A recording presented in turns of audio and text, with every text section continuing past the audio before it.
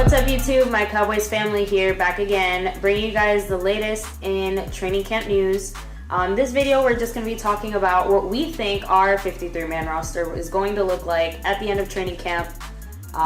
Again, obviously lots of things are still up in the air, but this is just kind of our general thoughts from this point into training camp so far with the Cowboys. Yeah, as you can see, we took a lot of notes, wanted to come up with some educated thoughts about the 53-man roster and our predictions. These are just our predictions. I mean, there's no guarantee on any of these, but and of course, if you disagree with anything, let us know in the comments below what you think, who will make the final roster, who will make the practice squad, and anything in between. So let's start at quarterback. All right, Dak is going to make the team, and we're going to have at least one more quarterback, which is probably going to be Kellen Moore.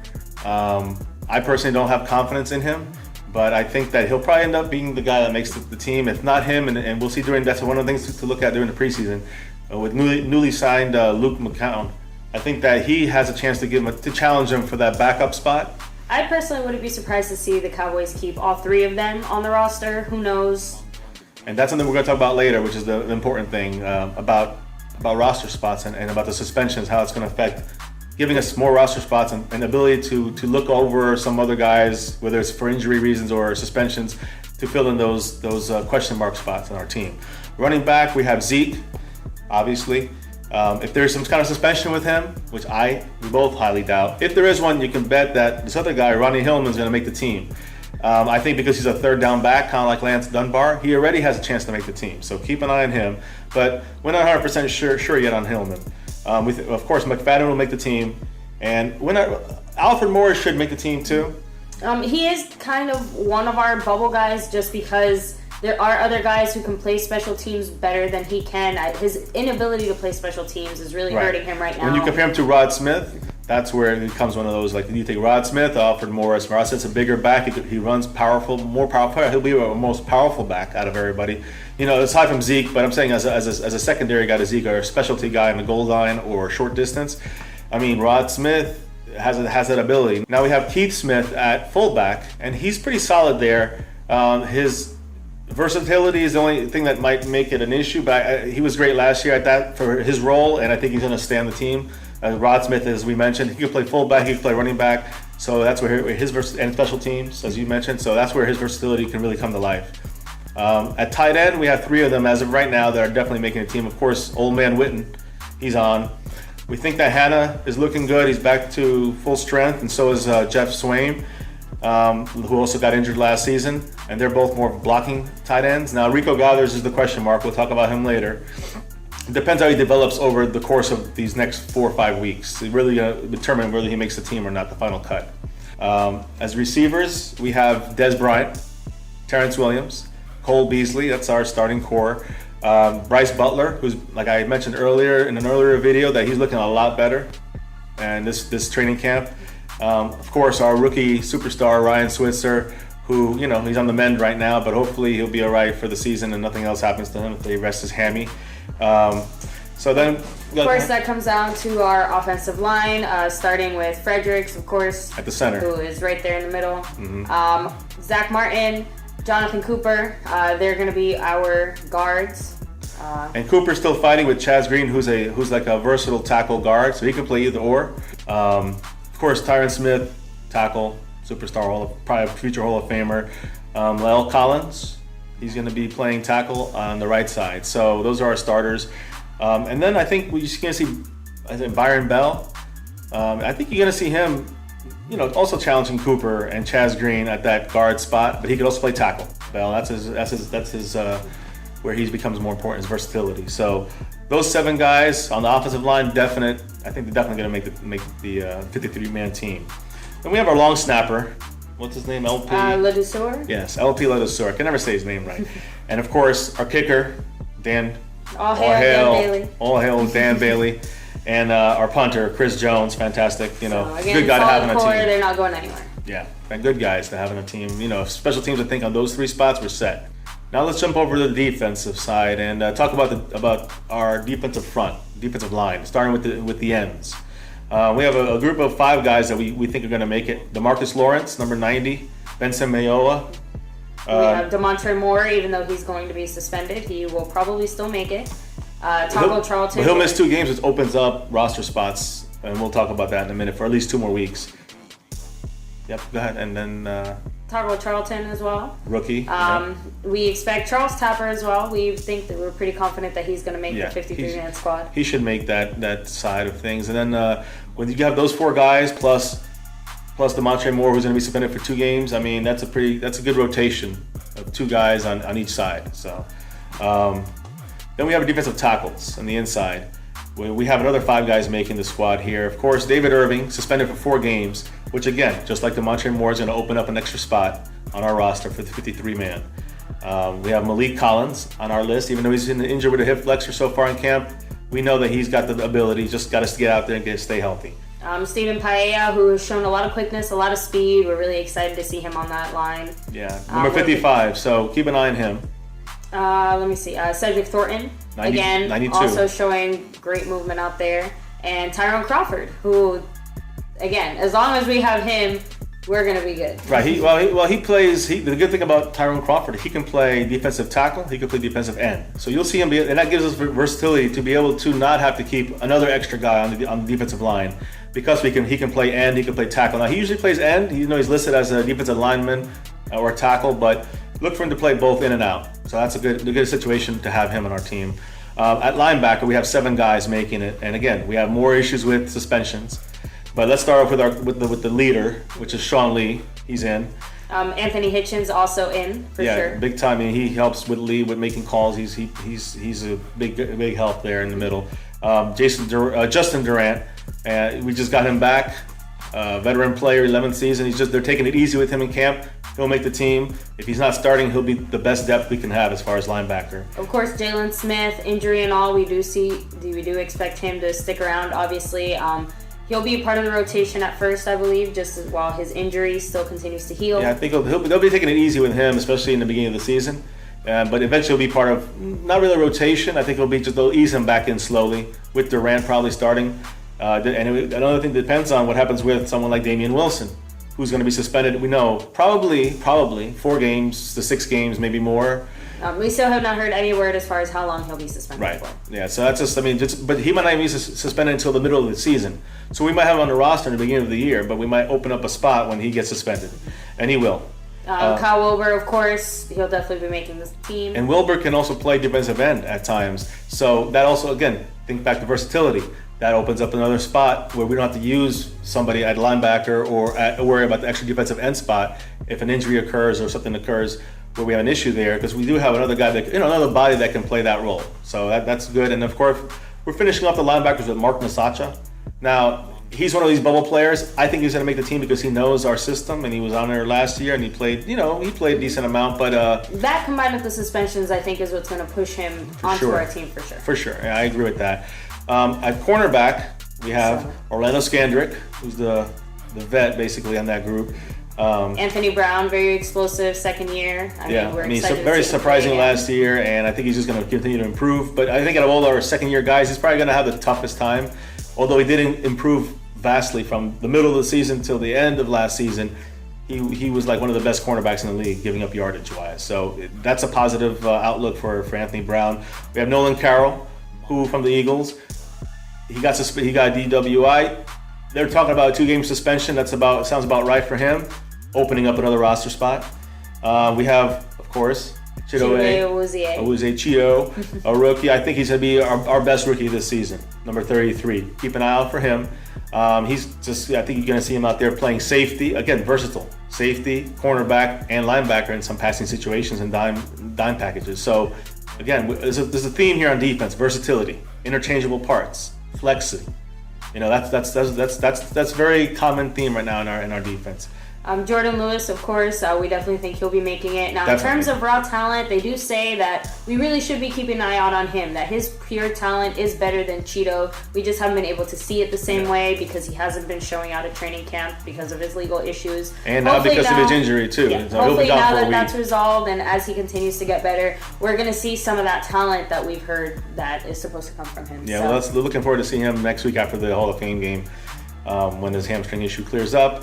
Now at safety, we have Byron Jones, who I think is the leader of the secondary, and I just think this is his third year. He's going to continue to improve. Number 31, I think he's one of our underrated players. So keep an eye on him. We have Jeff Heath, who I'm not confident in. And he knows our system. He's not going to go anywhere, but so he's right now, not a breakout star. He looks going to be starting, but I don't know. We'll see how long he'll make the team. We'll say that. Now, these two guys, I think Robert Blanton. He's a guy from the Bills, came over. He's a hard hitter. He's kind of like a J.J. Wilcox in my mind as far as the hitting portion of things. I'm not really sure about his coverage. From what I've seen, he's not too fast, but I think he'll squeak by because of his veteran leadership. But again, these things depend on other situations and as well as the suspensions. That's the other thing too that's going to help keep him on the team, I think. I do see the Cowboys wanting to keep someone with a little more experience, considering the fact that our team, especially our defense, is so young. Especially our defensive backs, exactly. That's a good point. The fact our defensive backfield is so young, we need that Blanton. I mean, he's probably one of the older guys with Scandrick, and it's kind of funny when you think about that. And Carroll, I mean, these guys are not that old, but they're all the leaders, the older guys on the defense. So, and of course, a young guy who's probably the most raw talent. I think he looks fantastic out there, Xavier Woods. He'll make the team. I'm pretty sure he'll make the team. You know, he's raw talent and he's still got a lot to learn. I think he's a huge upside. So look forward to him making the team. Now, moving on to our bubble players. Now, at this point, we've compiled about 26 on defense, 26 players, and about 24 players on offense. Now, some of these players are going to be suspended. So even though we have about 3 spots open, I still see us having, about 7 more opening up with suspensions, especially to start the season. 6 or 7 to open up the season. So when you think about that, you really have about 6 or 7 guys we can still add onto this list. And this is our short list of players that we have here. A couple offensive linemen. So we have Joe Looney, who's very versatile, can play center, guard, tackle, and that's why I think he will be one of the players that make the team. We have Emmett Cleary, who I do not think will make the team. Especially this guy, Kadeem Edwards, is pushing him hard at that spot. And Kadeem Edwards is a tackle like Cleary is, but also can play different positions. So that the versatility is going to help him possibly make the team. And then we have Dan Skipper. He's like 6'10", the tallest player in the NFL, I think in history, tied with the tallest player in history. And if he doesn't make our team, I do see him making it to our practice squad. I don't think that he will get picked up in that 2-day waiver. But he can slip through the practice squad, and maybe depending on how he does in the preseason and throughout the training camp, it depends on whether or not he'll be on the practice squad, and we might not want him. But if he's that good, if he's one of those bubble players, he'll be one of those guys that I think will slip through the waiver wire and get onto our practice squad if we want him. Rico Gathers, of course, is another one of those bubble players. He's showing that he can learn, and he's improving. I think that there's a good chance he will make the team. He needs to learn to block better. His inability on special teams is going to hurt him, unless it means blocking on special teams, on punts and stuff like that to be an offensive lineman. So that could help him, but I think he's still got a long way to go. So these next 4 or 5 weeks are going to be very telling for his situation on the Dallas Cowboys and his future with us. We have Noah Brown, who's a rookie, and I think that he's looking good. I mean, he's a big receiver, so I mean he's somebody that we can think about maybe keeping if we want to keep 6 wide receivers. We have 5 right now listed. If we want to keep a 6th, he'd be probably the first one on the list that we keep. And again, considering now that Ryan Switzer is dealing with a hamstring injury, might be leaning more towards his favor of sticking around. Right, especially if it lingers, and we have to see what of course when the season starts.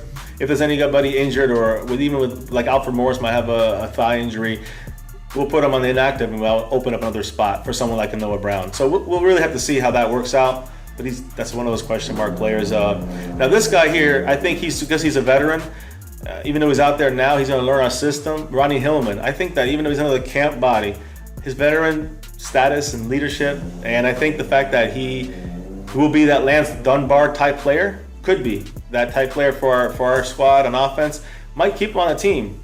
And again, this is a guy that's on the bubble. We'll see how he does and produces in the preseason because he's going to play a lot. Along the lines in the running back area, we got fullback. We got Rod Smith. We spoke about him earlier. He's the brother of Jalen Smith. Rod Smith, number 45. I was thinking about keeping a third quarterback. I know you had mentioned something like that earlier about keeping a third quarterback. I think that only happens if there's some kind of real doubt in our backup. And again, I have real doubt in Moore. That's why I think that in a way if there's a way he can slip through into a practice squad, I'd love to see that. But I think if we drop any of these 2 quarterbacks, somebody from the NFC East is going to pick him up just to even learn what we were doing in the like the Giants. It would be somebody who would take him to learn what we were doing in the offseason training camp. So you're saying that the danger of either sticking with Moore and letting go of McCown, or going with McCown and letting go of Moore, either way it's going to hurt us because someone else will pick up our quarterback. Yeah, just for that. I mean, at least a lot of teams do that, and especially in our NFC East, they do that a lot. So that's something to be aware of. It just depends if they're going to give McCown like vanilla offenses. Moore knows our team a lot better. So he's been there. He started for a couple weeks when Romo was injured for the whole year, basically. So, he's probably, that's why you don't want to let him go. But McCown, because he's so younger to our team, but he's a veteran, he'll pick up a lot of things quicker, and it just depends how he really shows in training camp. I think if he takes over very well and we can afford losing Moore, you might see Moore gone. But in reality, I think that Moore will be the guy who stays, and I think that we won't keep a third quarterback unless, like I said, there's an injury or some kind of suspension. With these suspensions that open up a couple extra spots where we can keep someone like him around for a couple more weeks to see if it's somebody we should keep or not for a longer time frame. So definitely let us know what you think. Do you see the Cowboys keeping a third quarterback, or which quarterback do you see them holding on to as our backup? Yeah, that's a good question. Just to round up things here, we have Ivy. He's a rookie from the Gators. The defensive lineman, I think that you'll see him probably make the practice squad if he's into anything. I don't see them making the 53-man squad roster. At safety, we have Kevon Frazier, who's made it almost every year because of special teams play, not because of his safety play, because we are short at the cover positions. Maybe he's one of our older players, and maybe that's why he'll make the team. But from what I've seen in training camp, again, he's not a very good cover guy. So I don't have confidence in him, and I don't think he'll make the team. In his place, as playing a special teams player, would be someone like Leon McFadden, number 23, who is a little bit better, I think, in coverage. He's a cornerback, but again, with our suspension issue and now Jordan Lewis's injury, I think that you might see someone like him make the team just for a couple extra weeks. Someone like Kevin Frazier. Correct. Because of his ability? Yeah, his defensive coverage ability, not his special teams. They both play special teams pretty well, so either can make it for that reason, but I think McFadden right now is beating him out. Skills? Yeah, is beating him out right now. And then the guy who's another question mark, but I think he's on a positive side, and another reason why we keep him is Marquez White. Again, we have to see what happens during training camp and during the preseason games, but if he's going to be playing a lot, number 39, Brandon Carr's old number. So, but again, keep an eye on him. If he can produce, I think he'll make the team. Be one of those guys that are in the bubble right now, but will make the team. And I don't know if he'll slip through the practice squad. He might, but it really depends how he produces throughout the preseason. So he's definitely shown some great signs during training camp, kind of one of those quiet sleeper guys you might not have heard too much about, but everyone seems to be really happy with the way he's producing, especially considering how low he was drafted. Yeah, so, and I think that pretty much wraps up our whole little special here about our 53-man roster.